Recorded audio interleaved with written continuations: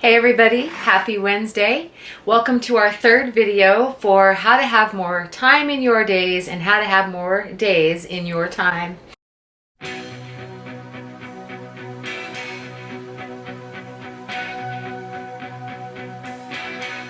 If I could turn back time, if I could find a way. On the last two videos, we covered a couple of things. We covered the fact that it is God's will to give you more time in your day so that you have time. Sorry, I'm going to get used to this. I promise. I'm looking at the screen instead of looking at the lens. I'm sorry. Here I am. We talked about having more time in your days is the will of God. He said he wants to add length of days to you and long life and peace. He made a distinction. We learned what the definitions of those were, that they include both having more time in your day to get things done and more days in your time to get those things done as well. We also looked at last week how the key to having more time in your day is preparation. I hound on my children, I hound on my husband all the time. Being prepared is the answer to having time to do the things you want to do. There's a movie called The Great Debaters. If you haven't seen it, I recommend it. There's a line in that movie by Forrest Whitaker, and he says, we do the things we have to do so we can do the things we want to do. And boy, I bet that should be in the Bible, because it is so true. We do the things we have to do so that we can do the things we want to do. So I talked last week about the definitions of the length of days and preparation, and how that is so important for having enough time and being efficient with your life. And then I talked about in the last video about how God takes something that he's already built on the inside of you, and he uses that to teach you how to prepare your day. I gave you a homework assignment, and I told you to sit down with God and to go through with him something in your life that he can use to teach you how to prepare a specific area of your day. And then I told you to hang on to that and walk it out by faith. So I really, I'm excited for all of those answers that I'm getting about what happened with that homework assignment. So please keep those coming. So today we're going to talk about the second step in having more time in your days and more days in your time. The second step to time management, proper time management, are systems, implementation of systems. So, everybody says, at least everybody I talk to says that they want to be really good stewards of their time, and they want to be very efficient with their time, but their lives don't bear that out. They wind up frustrated, they wind up wasting time. There are so many things that they don't get done. I have friends who are project starters but not project finishers. Jesus talks about that. He says that you're going to be laughed at if you have all these projects that you start but you don't ever finish. He doesn't say it quite that way. I'm of course paraphrasing, but that's the notion, is that if you take all your time and effort to start something, you need to finish it, or it's just a waste of time and money. And so people don't really know how to do that. So like I said last time, the very first step in proper time management is preparation. Preparation. God gives you what you need before you need it. And you have got to walk in God's provision, what he's already put inside you, the word he's already put inside you, and that the fact that when you step out in that word, what he's told you to do, that he will back up his word and it will not come back to him void, but he will accomplish what he set it out to accomplish. He will do it. So now we're going to look at systems which go along with preparation. Preparation does no good if you don't do something with the preparation that you have, right? If God had prepared Adam to name all the animals and tend the garden, but he never actually did it or never knew how to do it, then what good is the preparation? If Joseph had the preparation of knowing what to do with all of the wheat that was coming in for the first 7 years, but never actually did anything with it, then what good was the preparation? If Daniel knew what to do with his money and knew what to look for with the Messiah, but never actually did it or told anybody, then what good was the preparation? The answer is that it's absolutely no good unless you step out in it and you do something with it. So the best way to do that is to create a system. We can see that God is a God of systems. We see that God said, let there be light. He set up a system to bring about light, and this universe is still expanding at the speed of light. God set up a system, day and night, right? And he said that there's always going to be seed time and harvest. There's always going to be winter and summer. And God is a system God. Every day, you can count on it. Every single day, he's a system God. And so it makes things easier. Think about how much easier our lives are just living on this earth, knowing that every day there's a new day, right? Every night there's another night. The systems, think about it on a global scale. Think about it on a molecular scale. There's systems in your body that function autonomously, that you don't have to remind your brain to think. You don't have to, well, maybe some of you do. Just kidding. I'm kidding. Just joking. You don't have to remind your heart to beat. You don't have to remind yourself to breathe when you sleep. You don't have to remind yourself to do those things. Those are systems that God put in place that just recreate themselves. And how did God do that? He did it by his word, right? Because he said, when he was creating, if you go back and look at Genesis chapter 1, you can see God says, let this happen and let that happen. When he says, let this happen, that is creating a system. God does it with his word, and he has done it. He's given you the power to create also with your words. So now what we've got, hopefully what you've got is you've got an understanding of something on the inside of you that God can use, that he has used to prepare you for what's coming in your life, okay? Whether it's a daily thing or a lifelong thing, okay? And hopefully you've sat down with God and you've said to God, show me what you can use and show me how to use it to prepare my day. And so you have a little bit of that. Now what I want you to do is I want you to take this thing and I want you to create a system using it, okay? And part of that is you're going to speak it and you're going to do it, okay? So here are a couple of things that I want to discuss. My materials are to my left, so excuse me, I'm going to lean over and get them just one second. One thing I want to say about systems is that it is a plot of the enemy, and most people don't think that it is. It is a plot of the enemy to steal your time. And so when you have a system that's running without your thinking about it, without your knowledge, with just you've put it into place one time and it just takes care of itself, then the devil can't steal your time. Okay, the Bible says in Ephesians 5:15 through 16 to be circumspect, because the days are evil. In verse 17, he says, do not be unwise, but understand what the will of the Lord is. In Proverbs 19:2, it says it's not good for a soul to be without knowledge, and he sins who hastens with his feet. So all of these verses, what they're telling us is that God does not want us to be ignorant, not of the devil's devices, and he doesn't want us to be ignorant of things that we can do in our lives to save ourselves time and to give us more time to do what we need to do, to redeem the time that would be stolen from us by the wicked one. Excuse me. He doesn't want us to be without knowledge. There's a song that I used to listen to all the time, and I think the first couple of lines, it says that it's not in the man singing says it's not in him to know the will of God. Well, that's a bunch of horse crap. It's absolutely in you to know the will of God. God put his will in your heart. It says he wrote it in your heart, and he gave you the word, and he wants to talk to you. So if you don't know the will of God, that's your fault. You are not doing what you need to do with the Bible and with the resources that you've been given.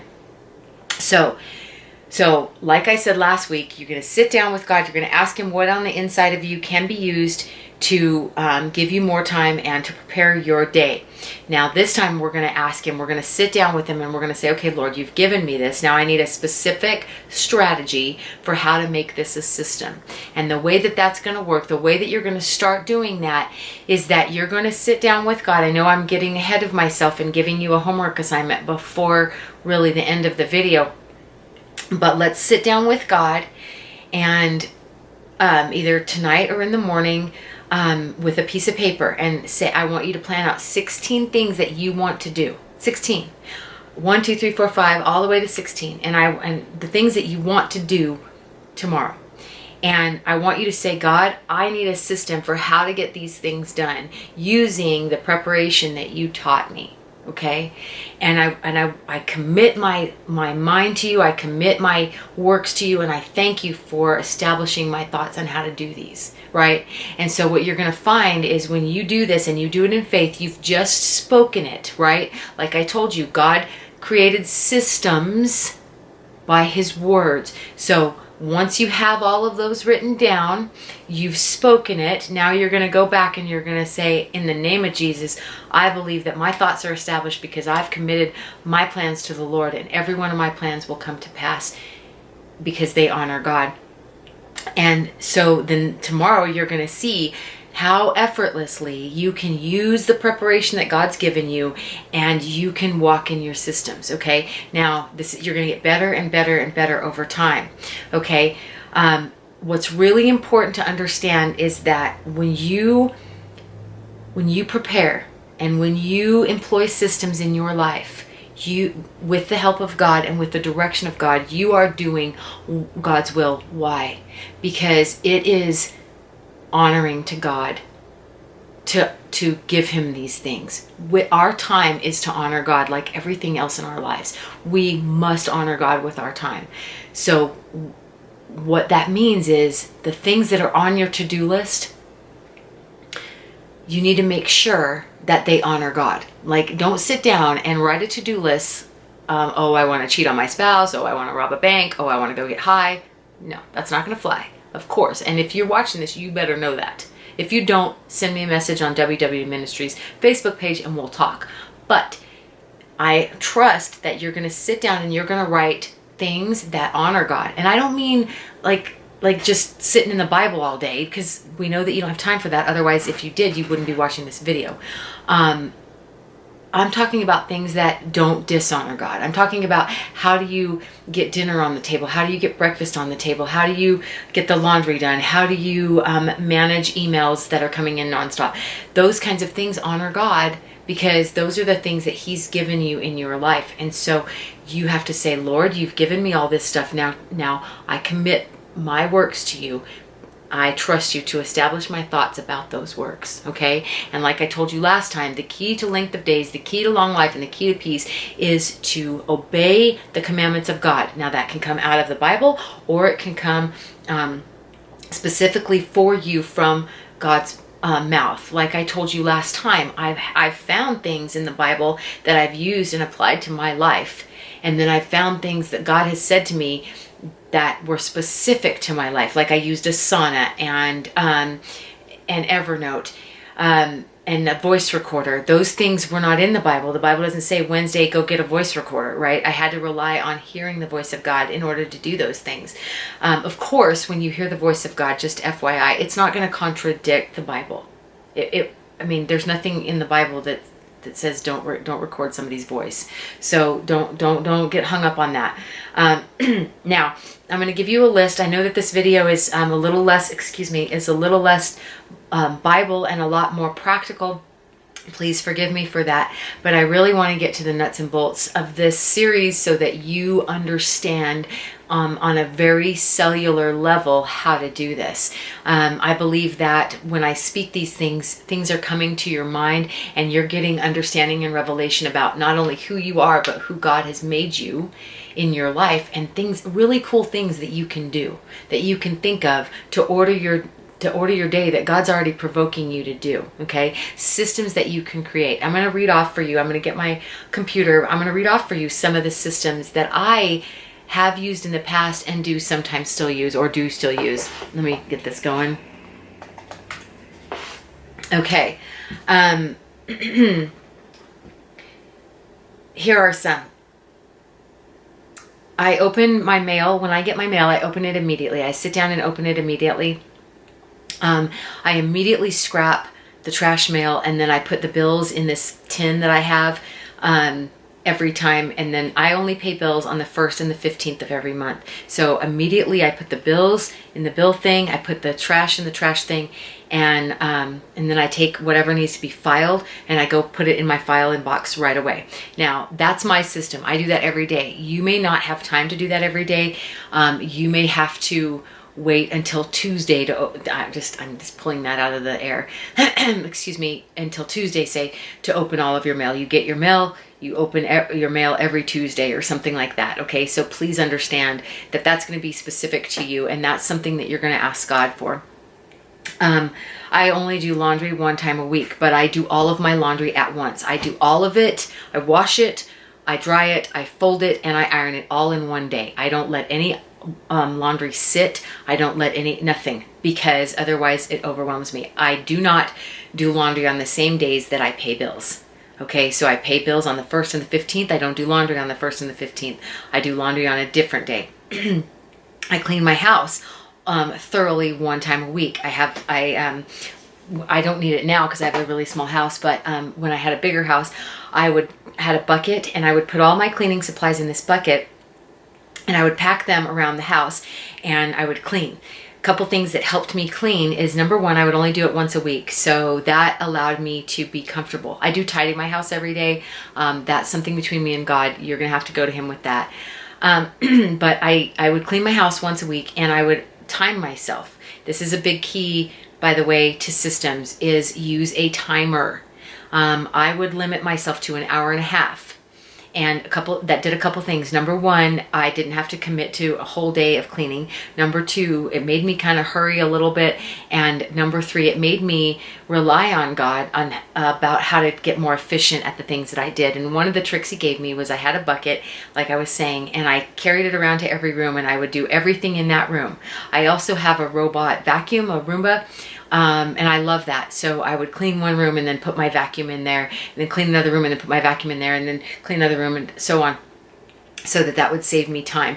That, if you don't, just by the way, if you at all think you might like a Roomba, they're wonderful. I love them. It saves me so much time.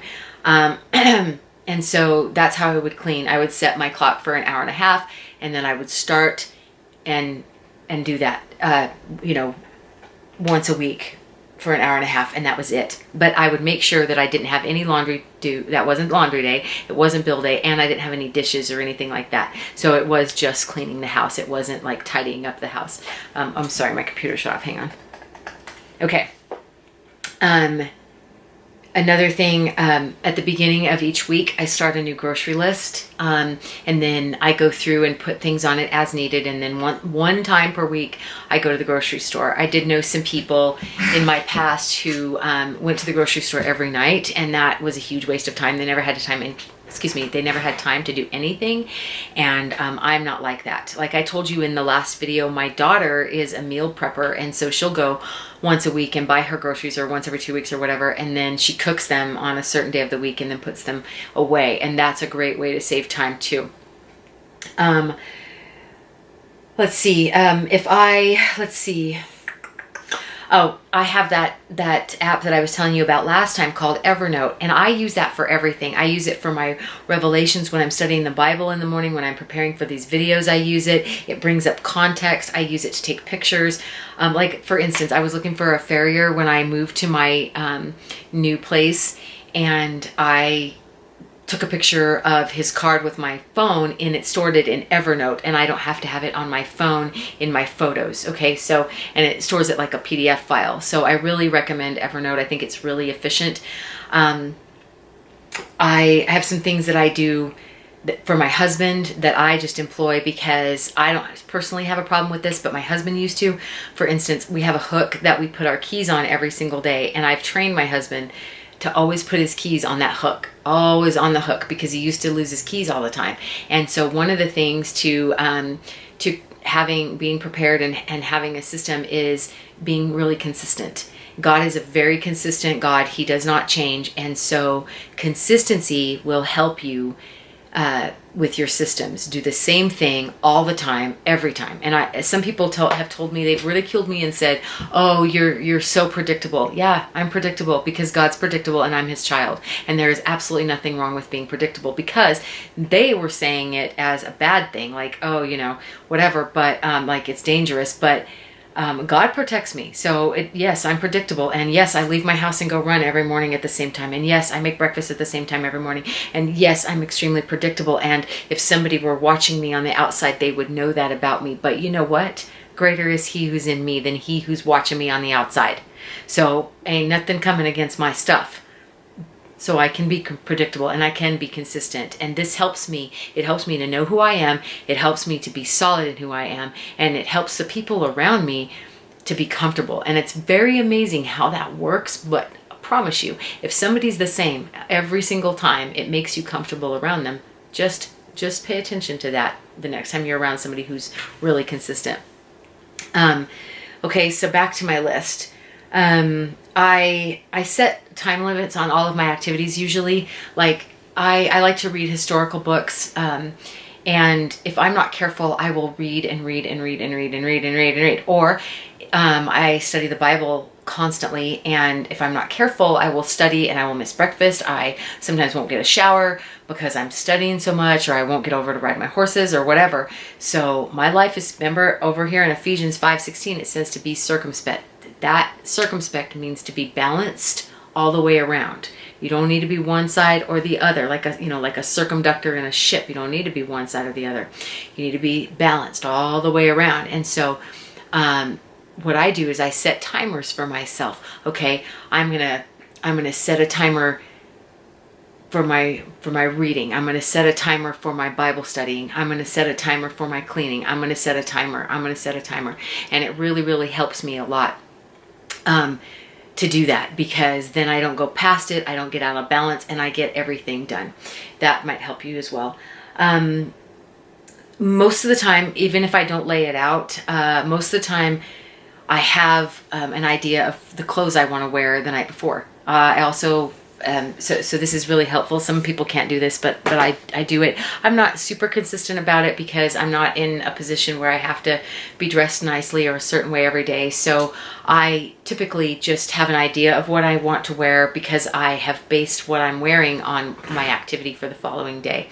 Another thing that I do is that I will, this is really kind of silly, but it works really well. I typically shut my phone off when I go ride my horses because I want to ride my horses. Sometimes I'll put an armband and, listen to headphones, but when I have my phone on an armband and I'm riding a horse and somebody sends me a text or sends me, an email, I can't stop my horse and undo my arm thing and look at it and respond and all this stuff, right? So what I do is all my texts come through my Apple Watch, of course, and they're linked. And so what I do is I went through my Apple Watch app that's on my phone that's connected to my watch, and I put in all of these personalized responses.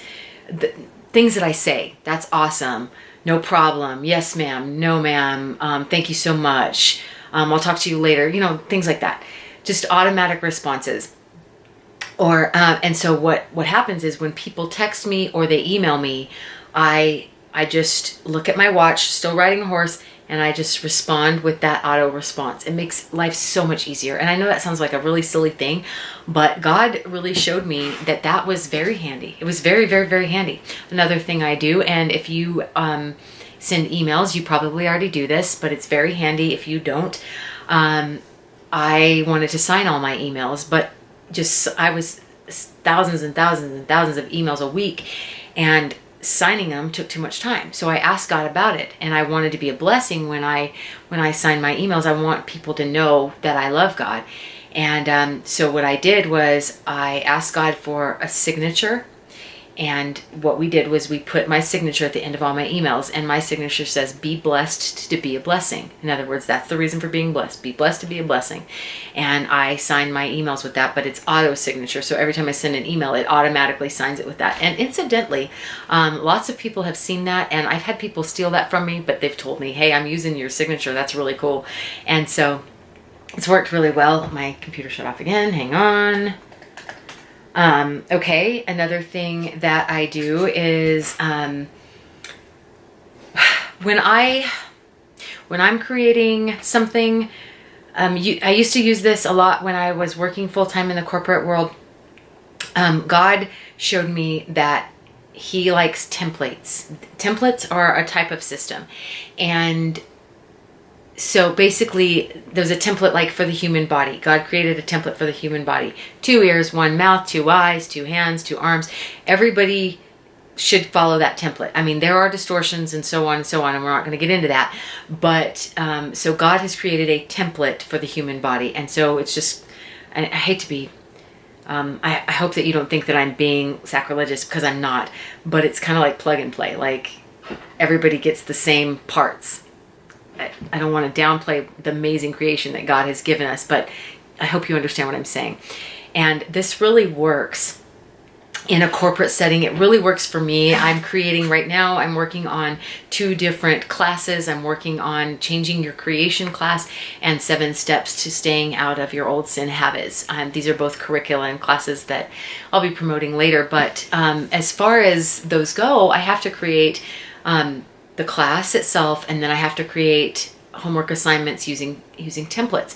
And so what I do is every time I'm going to have a project, I use the same template and I just put different things in.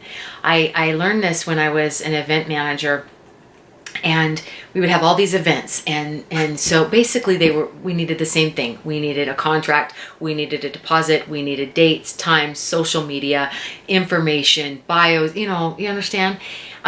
And so there were checklists. Sometimes we needed porta potties or lights or extra staff members or what have you. And so what I did was I created all these templates for these events, depending on the type of event. And then when my boss, the one I was talking to you about last video, he would brain dump on me. He would say, okay, we have this huge event coming up next November.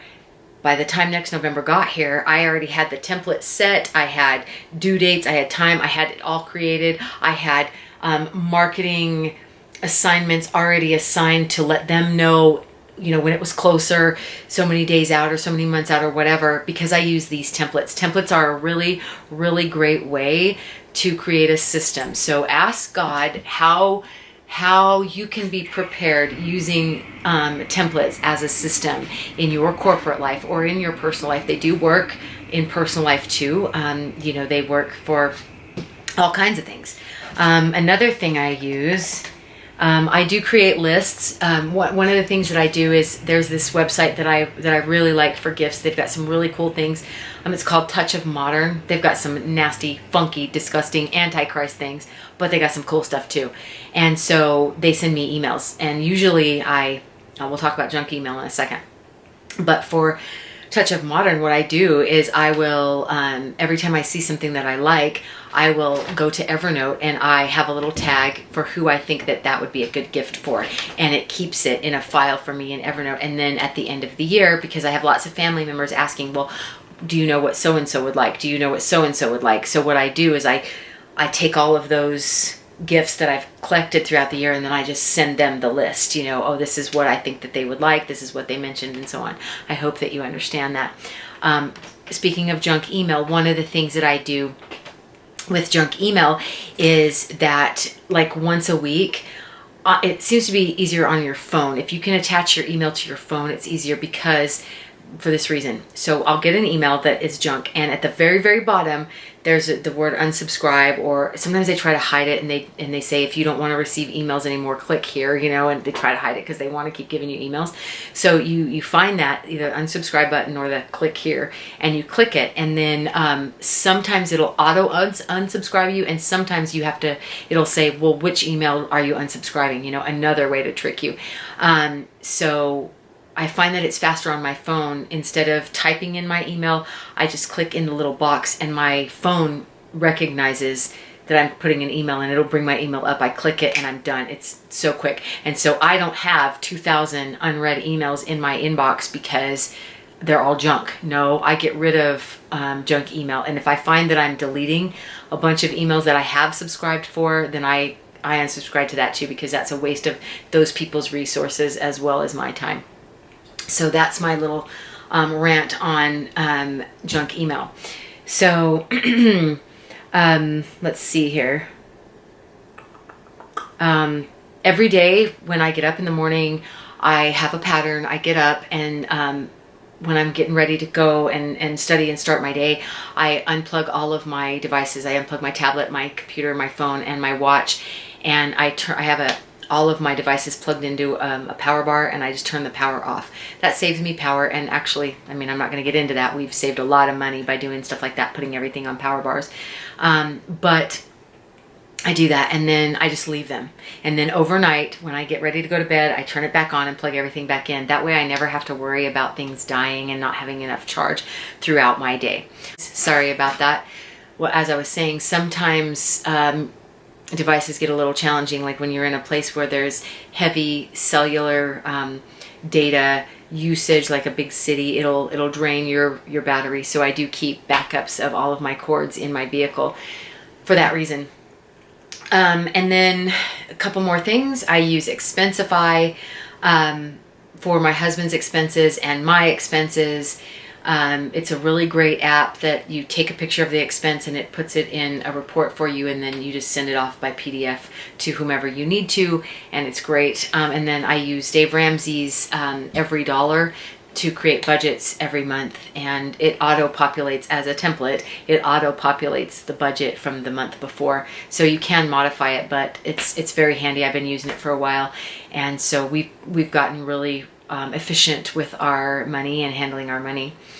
All right, guys, so I know that this was a lot more practical knowledge than maybe you were ready for in a Bible study, but these things I've gone to God and I've said, Lord, how do I get more efficient at this? How do I get more efficient at that?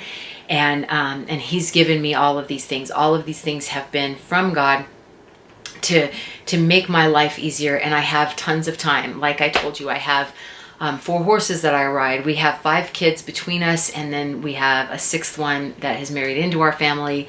I have time to read and study the Bible. I have time to make my husband's meals, do all of his laundry, do all of his packing and unpacking, because he travels as a salesman.